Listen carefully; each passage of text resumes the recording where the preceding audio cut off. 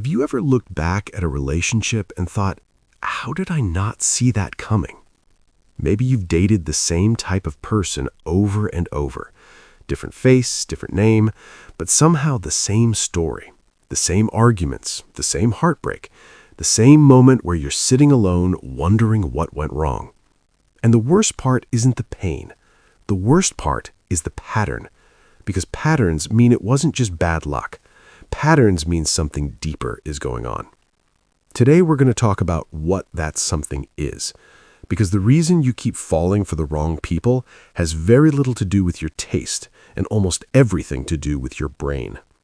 Let's start with something that might be uncomfortable to hear. Your brain doesn't actually look for love. It looks for familiarity. And those two things are not the same. Deep in your nervous system, there is a template. Psychologists call it an attachment pattern, a kind of emotional blueprint that was quietly built during your earliest relationships, your parents, your caregivers, the first people who were supposed to make you feel safe. And here's the thing about that blueprint. It doesn't just record what love felt like when you were small. It records what love felt like when it was confusing, when it was inconsistent, when it was something you had to earn. And then, without your permission, it goes out into the world and looks for exactly that again. Not because you're broken, not because you're self-destructive, but because your brain has one very powerful operating principle. The known feels safe, even when the known is painful. So what does this actually look like in real life? It looks like feeling instantly magnetically drawn to someone who runs a little hot and cold, someone whose attention feels like a prize, someone who makes you work for it, and somehow that working feels like love.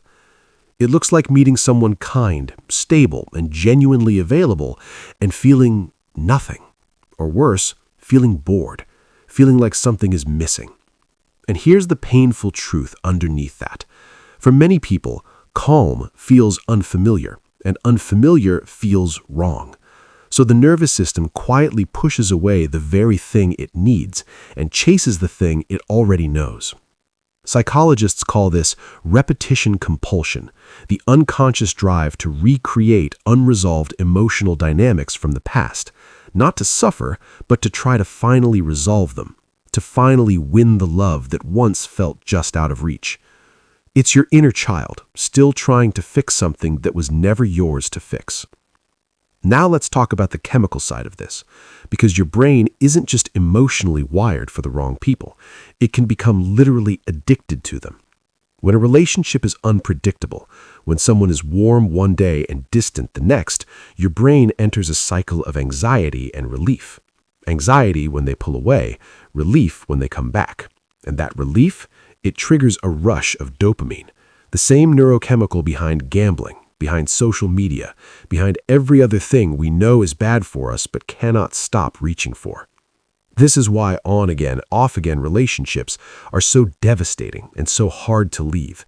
It's not weakness, it's neurochemistry. The inconsistency itself becomes the addiction. The highs feel higher because the lows were so low. And the cruel irony is, the more painful the cycle, the more your brain can misread that intensity as passion, as proof that this must be real love.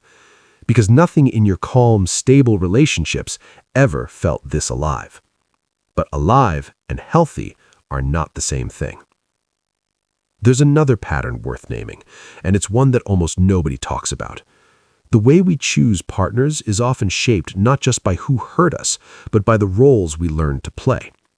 Were you the peacekeeper in your family? The one who managed everyone's emotions, smoothed things over, made sure no one was too upset? Then you might find yourself drawn to partners who need managing, who are emotionally volatile or unavailable, because that dynamic feels like home. Because in that role, you know exactly who to be. Were you the one who had to be impressive to earn love? Then you might find yourself endlessly performing in relationships, always achieving, always proving, always slightly terrified that if you stop, they'll stop caring. Were you the child who learned that your needs were too much? Then you might find yourself in relationships where you make yourself small, where you accept less, where asking for what you actually need feels dangerous. These roles become invisible scripts, and we run them automatically in every relationship until we make them visible. So what do you actually do with all of this? The first step is the hardest, and it's this. Stop asking, why do I keep choosing the wrong people? And start asking, why does wrong feel like right to me? Because the answer to that question is where everything lives. Start noticing your nervous system's reaction to people, not just your thoughts, your body. Does your chest tighten when they don't text back? Do you feel a quiet panic when things are going too smoothly? Do you feel relief when conflict arrives because at least now you know where you stand?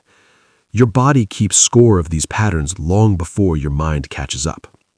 The second shift is learning to tolerate what healthy actually feels like.